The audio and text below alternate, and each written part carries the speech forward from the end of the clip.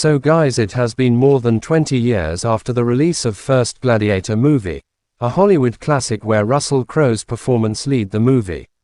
As we recall, in the end of the movie, Russell Crowe's character Maximus Decimus Meridius died in the Colosseum battle. And now the Gladiator franchise is again taking audience on an ancient tour with new teaser. This teaser has given some new insights into the upcoming film, and how it fits in with the original Gladiator's timeline.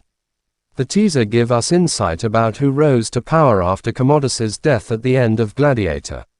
In real life, after Commodus was assassinated, it led to the year of 5 emperors, that we can say a period of political instability in Rome. Though Gladiator isn't very historically accurate and we also don't want it to, but the sequel does seem to be following the real timeline of ancient Rome. After the year of 5 emperors, Septimus Severus became emperor and he eventually gave the throne to his sons, Caracalla and Geta.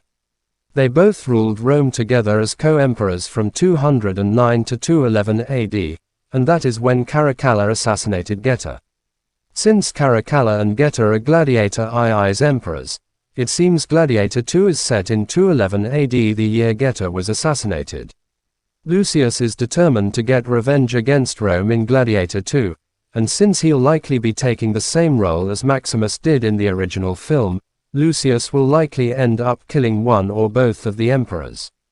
If that happens, Gladiator 2 would have to take place in 211 AD, as that was when Geta died in real life. That revenge killing would also help the sequel fit within the original Gladiator's timeline based on Commodus's death. Based on the real timeline of Roman emperors, it seems Gladiator 2 takes place several years after the original. Emperor Commodus in the original movie ruled from 177 to 192 AD when he was assassinated. Since Commodus died in 192 AD and Gladiator 2 will likely take place towards the end of 211, there are almost 20 years between Gladiator and its sequel. That's more than enough time for Lucius to have grown up between movies, and it also helps explain the massive amount of developments between Gladiator and Gladiator 2. It would also make sense for Gladiator 2 to take place 20 years after the original film, because based on some details about Paul Mescal's Lucius, he went through quite a bit between movies. Lucius was sent away from Rome by his mother Lucilla, and grew up in a region of northern Africa known as Numidia. Lucius also started a family and became a warrior, before Pedro Pascal's general Acacius captured and enslaved him.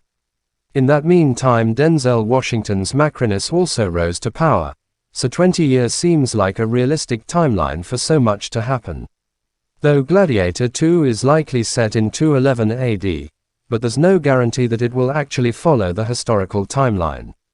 Ridley Scott, who directed both Gladiator movies, took a few creative liberties with the historical timeline of ancient Rome to tell a more compelling story in the original film, and possibly he could easily do it again for Gladiator 2.